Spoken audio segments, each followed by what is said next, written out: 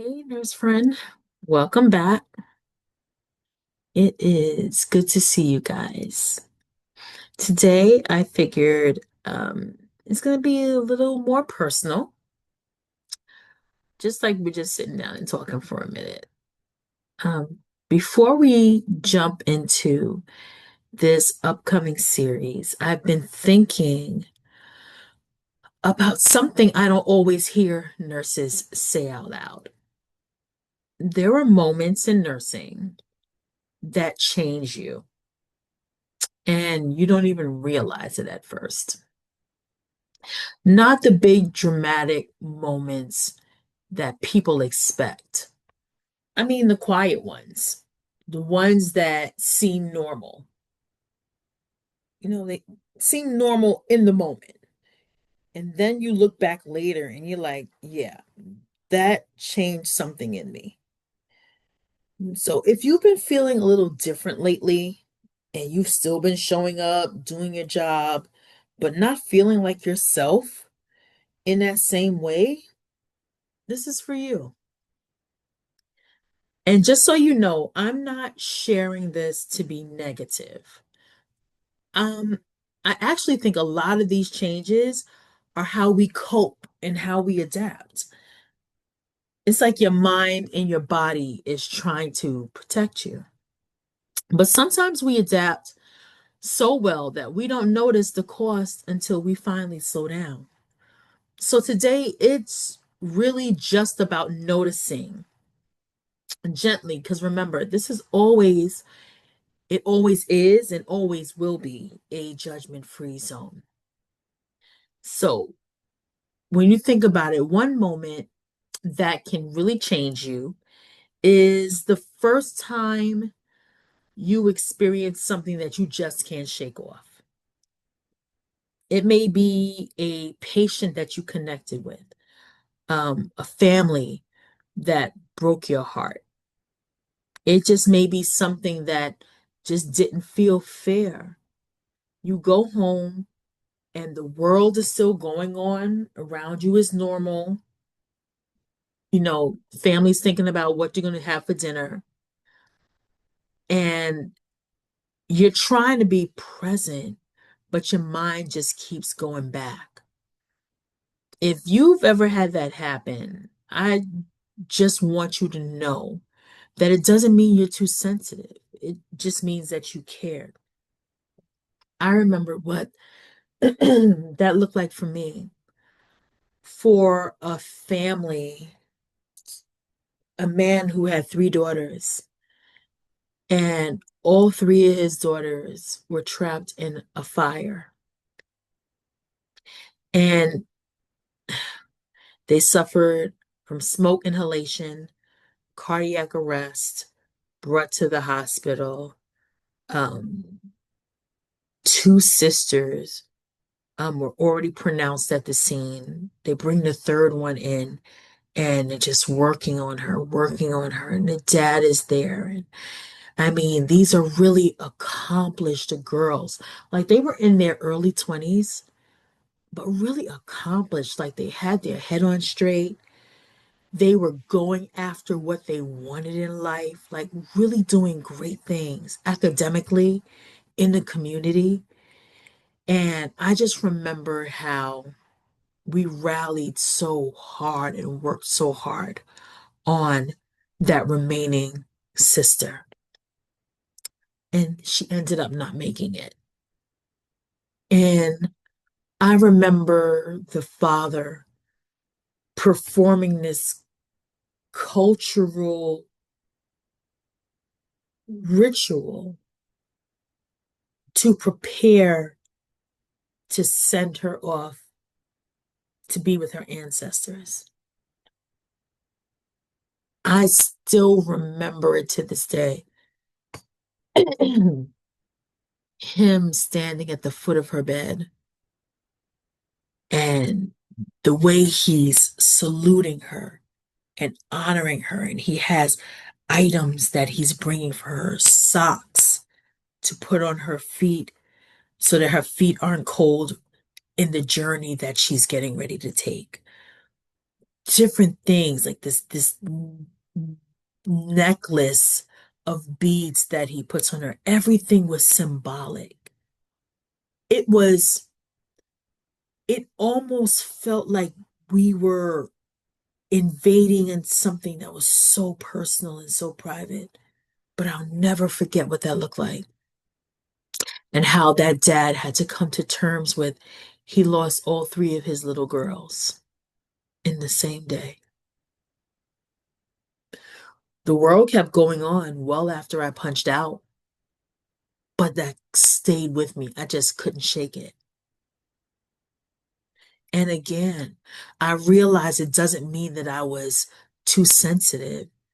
It just meant that I cared. Another moment that you realize how much you're carrying is how much, when you do realize how much you yourself are carrying in a shift without anyone really seeing it. It's like you're the one that notices subtle changes. You're the one who's always speaking up. You're the one who's trying to keep things safe. You're the one who's holding it together when it gets tense. And you do all of that, and then you just move on to the next thing. And sometimes it's not until later when it hits you, like, wow, that actually took a lot out of me. And you don't say that because you're looking for someone to give you accolades or you're looking for someone to, really say that you did that thing, you know, but you say it because it really is a lot for you to hold. We all have limited capacity. And I think that as nurses, we always ask our bodies to hold much more than they were created to hold. And usually our bodies will comply because we force our bodies to comply. But it's a great disservice we're doing to ourselves, a great disservice that we're not honoring these bodies, that we're not listening and paying attention to those signals that say, hey, you're doing too much. I need you to pull back. So, another moment where you really feel that shift is when being kind to others starts to take more effort. It's touchy. It's a touchy subject, but it's real. It's real. There's a point when you realize you're still a kind person, but it takes more effort than it used to. You're still professional, you're still caring, you're still showing up, but you notice that you get irritated faster or that you're overstimulated more easily. And what ends up happening? It happened to me very recently. What ends up happening? You realize that you've gotten irritated, you possibly said something that you shouldn't have said, and now you feel bad about it.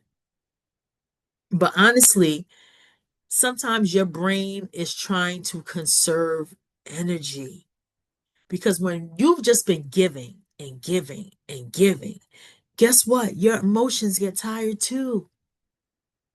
You are a human being. You're a human living. You're a human that's experiencing life. And guess what? When you take all of these things on, your emotions get tired as well. When else is another time you really experience and feel that there's that shift to something that you just can't shake off? It's when you stop feeling safe to be and feel like a human when you're at work. This shift happens when you realize you don't always feel like it's okay to be a human being at work. You should be able to feel safe to say, I need help, or to say, this is too much. You should always have a safe space and place where you can pause so that you can learn how to keep it together for yourself. And after you keep it together long enough, your body starts to think that being tense is normal, and it's not. And then when you get home, you say to yourself, oh my gosh, like, I don't understand why I just can't relax. It's because your body is still on. The switch has been flipped. You've never really closed out of those emotions at the end of your shift. You're still carrying them. And now your body is in this alert state when it really should be trying to rest. So, what's another moment where you notice this shift? It's when your days off become recovery days. And honestly, that's a big deal. When your days off stop feeling like living and start feeling like you're just recovering, just getting by. So you sleep, but you still feel tired. You sit down, but your mind is still running, busy. It's like a squirrel running around in there. You try to enjoy your day off, but you feel like you're just catching up. It's easy to think that something is wrong with you, but a lot of times it's not that something's wrong with you. It's just you've just been carrying too much for too long. You have to identify and know what these things are. I think as nurses, we've beaten up on ourselves for so long, saying, I should be able to get a handle on this. I don't understand why I can't get this time management together. I can't understand why um, I'm not able to talk to all of these patients, their family members, and get these plans of care together. We've been really unrealistic when it comes to what we can do. We're always pushing our boundaries, pushing ourselves, pushing the envelope. When does it finally give? When does it give? You got to really think about that. What's another moment where you notice this shift and things are just not the same, that you got to shake it off? It's when you notice you're different when you're at home. Who are you at home after work? At work, you're steady, you're always on. At home, you may be quieter, you may be more irritable, or you just may not want to talk at all. And unfortunately, sometimes the people you love get the tired version of you. I remember exactly what that would look like. I would get home. My mom, before she retired, was a public school teacher. She taught pre-K, kindergarten, and first grade. So she had the little ones, she had the babies. And as far as those babies were concerned, she was like their grandmother. She was like the grandmother they never had. She was Nana, she was Granny, she was all of the above because she truly loved and cared for those children. So every day she came home, you better believe she had a new story about her little ones and something one of them did, something they said, something. And some days I would get home and all I wanted was some peace and quiet. I could still hear my patient's alarms going off in my head. I could still see things that I didn't want to necessarily think about. And sometimes when your mind has just been on for so long, you just want peace and quiet. You don't even want to talk. You don't even have the bandwidth to have a conversation. And oh my God, bless her heart. Mommy meant well. She meant well telling me these stories. I'm not going to lie, some of these stories were hilarious. I just wasn't in the headspace to be able to receive that. So I'd nod, laugh at the appropriate times. Sometimes I really was listening, but 9 times out of 10, I was just trying to hold it together, just tired. And guess what? This tiredness and this irritability and snapping and not being able to give them your all, it's not because you don't love them. It's just because work got the version of you that had the most energy. Let's be honest. You come in on your shift, you on 10. By the time you come out of there, some days they done beat you down so much you feel like you at -3. Then you got to go home and you got to be on for the people. Unrealistic, unfortunately. And guess what? Even that can bring up guilt. So when you think about it, even normalizing what shouldn't be normal is a shift that we experience as well. And this is where it starts connecting to the series. Because there's a point when you normalize things that really shouldn't be normal. Missing your breaks, dealing with short staffing that never changes, learning how to do more with less all the time, being treated like you're not enough no matter how hard you try, and then carrying heavy moments without having any space to process those moments. After a while, what do? You start telling yourself, well, that's just how it is. But guess what? Your body still feels it. Your mind still feels it. And sometimes it can manifest and show up as anxiety. It can show up as being dreadful and having that sense of dread before you even go to work. And sometimes you can feel like you don't even recognize yourself.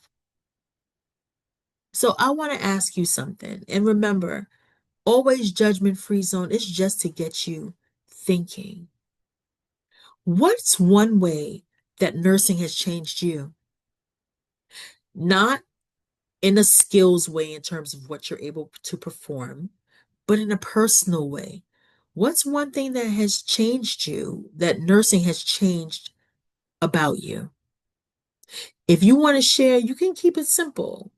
You can just say more tired, more anxious, more numb, stronger, different. Even one word matters and it counts because we're here to share.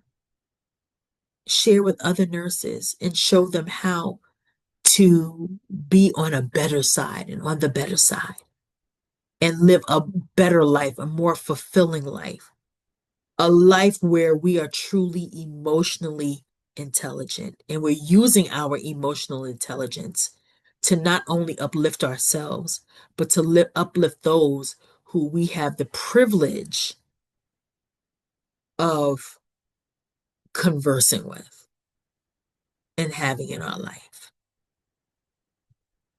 So, mhm, these are kind of things that we're going to talk about in this new series. And this is exactly why I'm doing this series. It's because nurses need a place to talk about what we carry without being judged, a judgment free zone.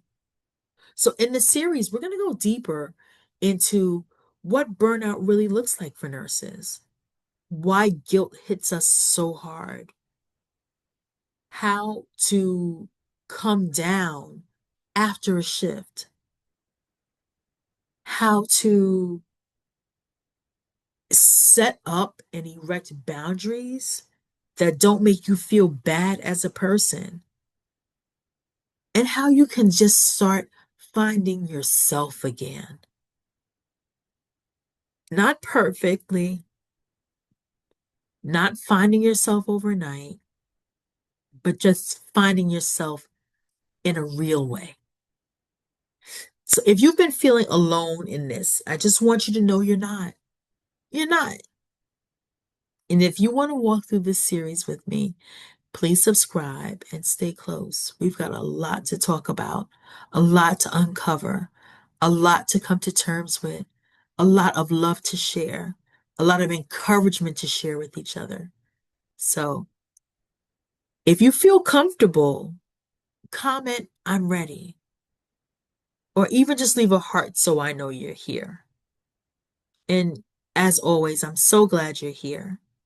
And I'm going to see you in the next video. So until then, stay safe, take care, and be well.